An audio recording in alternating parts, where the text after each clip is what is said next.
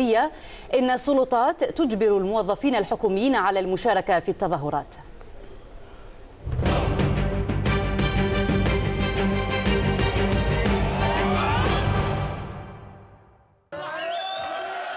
دفعة معنوية قوية واعتراف بأحقية مطالب مرفوعة منذ أكثر من 8 أشهر، هكذا رأى ثوار سوريا قرارات الجامعة العربية المتعلقة بالنظام السوري.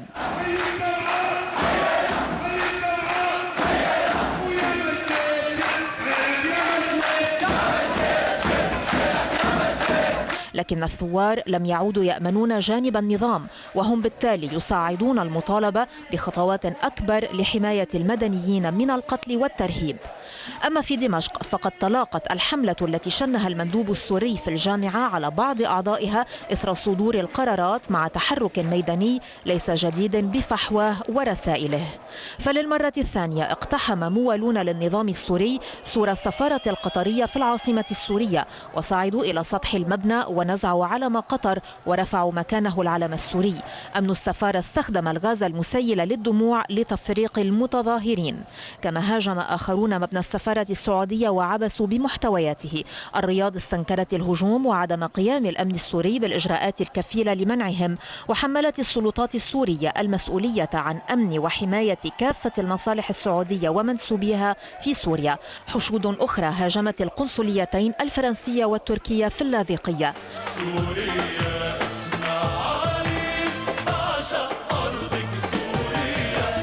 تحرك آخر أريد له أن يكون رداً على الموقف العربي. عشرات الآلاف من السوريين تجمعوا في دمشق وفي مدن أخرى تأييداً لبشار الأسد ورفضاً للقرارات العربية. صورة تنقلها وسائل الإعلام الرسمية السورية، بينما تتحدث مواقع للمعارضة السورية عن إجبار الموظفين الحكوميين والتهديد بطردهم من العمل في حال عدم المشاركة. بكل الأحوال فإن القرارات العربية تؤكد عدم اقتناع الجامعة العربية بوجهة نظر النظام السوري من الأزمة واقترابها من وجهة نظر المعارضة، لا سيما لناحية رفض التعاطي الأمني. المجلس الوطني السوري رأى فيما خرجت به الجامعة إدانة للنظام، داعيا إلى تنفيذ القرارات فورا لمنع النظام من استغلالها في قتل مزيد من المتظاهرين. كما أكد جاهزيته للتفاوض حول الفترة الانتقالية ضمن نطاق الجامعة، بما يضمن تنحي بشار الأسد وانتقال السلطة إلى حكومة ديمقراطية. كما مد المجلس يده إلى أي قوى سياسية وشخصيات وطنية لم تحسم موقفها بعد لتوحيد الموقف لمواجهة استحقاقات المرحلة المقبلة.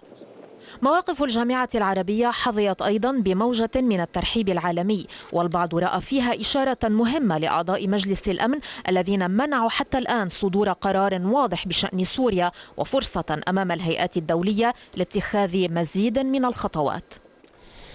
ميدانيا قالت الهيئة العامة للثورة السورية أن 7 أشخاص قتلوا اليوم بنيران الأمن، 4 في حمص أثناء تصدي الأمن لمظاهرة كانت تهتف برحيل النظام، و2 في بلدة اليورد بمحافظة درعا، وقتيل في دير الزور. وافاد الناشطون بأن شخصا ثامنا فارق الحياة في كفر زيتة بحما متأثرا بجروح أصيب بها قبل أيام. وفي القصير بحمص أفاد المرصد السوري لحقوق الإنسان بمقتل 2 من عناصر الأمن وجرح 3 في هجوم نفذه مسلحون يعتقد أنهم منشقون عن الجيش على دورية أمنية. وفي طفص بمحافظة درعا أفاد ناشطون بأن قوات الأمن مدعومة بوحدات من الجيش اقتحمت المدينة على خلفية انشقاقات واشتباكات مع عناصر من الجيش الحر. وفي خربة غزالة بدرعا أفاد ناشطون بأن قوات كبيرة من الأمن والشبيحة اقتحمت البلدة، وذلك بعد اشتباكات بين عناصر منشقة عن الجيش وقوات الأمن السورية. وفي زمل كبير في دمشق أفاد ناشطون بأن قوات الأمن نفذت حملة اعتقالات ومداهمات للبيوت وقامت بتخريب ممتلكات المواطنين. أما فتن بمحافظة حمص فقد أفاد ناشطون بوقوع انفجار ضخم أعقبه إطلاق نار كثيف قرب مبنى الميتم الإسلامي الذي تتمركز فيه قوات الأمن. وقد بث ناشطون صورا لقافلة حملت اسم كلنا حمص التي انطلقت صباح اليوم من مدينة إدلب بشمال سوريا. وتضم القافلة عددا من الشاحنات والسيارات المحملة بمواد غذائية وطبية لإغاثة سكان حمص. هذا وكانت رابطة الدعاة في مدينة إدلب قد أصدرت نداء قبل أيام دعت فيه سكان إدلب إلى تقديم المساعدة لإخوانهم في حمص، واعتبرته واجبا دينيا ووطنيا.